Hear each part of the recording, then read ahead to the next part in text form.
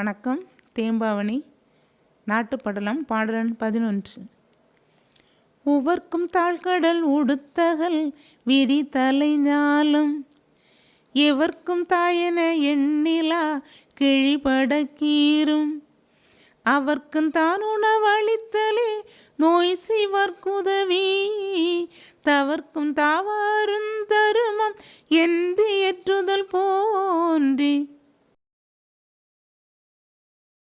அன்பு நண்பர்களே, வணக்கம். தேம்பாவணியில் நாட்டுப்படலத்தில் 11வது பாடலை பார்க்க இருக்கிறோம். நாம் நீர் வளத்தை பார்த்து நிலவளத்திலே, அதுவும் மருத நிலத்திலே இந்த பாடல் உழுகின்ற உழவர்கள் பற்றியும் அந்த நிலத்தை பற்றியும் நமக்கு அழகாக சொல்லுகிறது. இதிலும் தனக்கான முத்திரையை பதிவு செய்கிறார் ஒரு உவமையின் வழியாக. அந்த பாடலை பார்ப்போம். உவர்க்கும் தாழ் கடல் உடுத்து அகல் விரி தலை ஞாலம் எவர்க்கும் தாய் என என் இலா கிழிபட கீரும் அவர்க்கும் தான் உணவு அளித்தலே நோய் செய்வார்க்கு உதவும் தவர்க்கும் தாவ அரும் தருமம் என்று இயற்றுதல் போன்றே.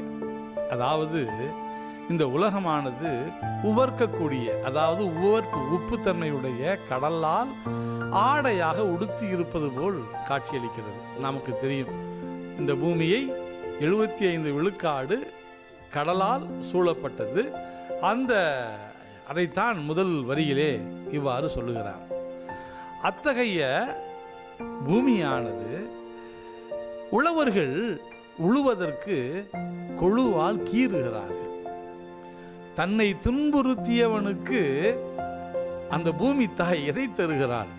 உணவை தருகிறாள். அவன் வாழ்வதற்குரிய உணவை தருகிறாள். எவர்க்கும் தாய் என என் இலா கிழிபட கீரும் அவர்க்கு தான் உணவு அளித்தலே. அதுபோல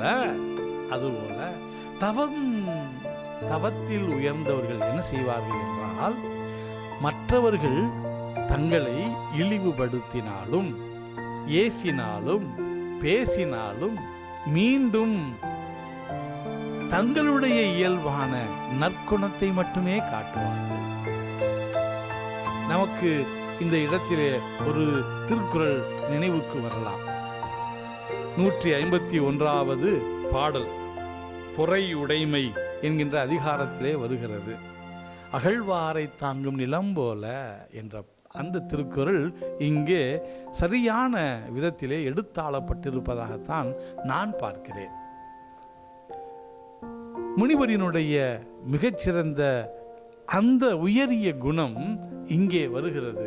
தவம் நிறைந்தவர்கள் எவ்வாறு மற்றவர்கள் நமக்கு துன்பத்தை தந்தாலும் தங்களுடைய இயல்பில் இருந்து மாறாமல் மற்றவர்களுக்கு நல்லதே செய்வார்கள். அதுபோல இந்த பூமியும் தன்னை கிழிப்பவனுக்கு உணவைத்தான் தருகிறது என்று கூறுகிறார். நன்றி.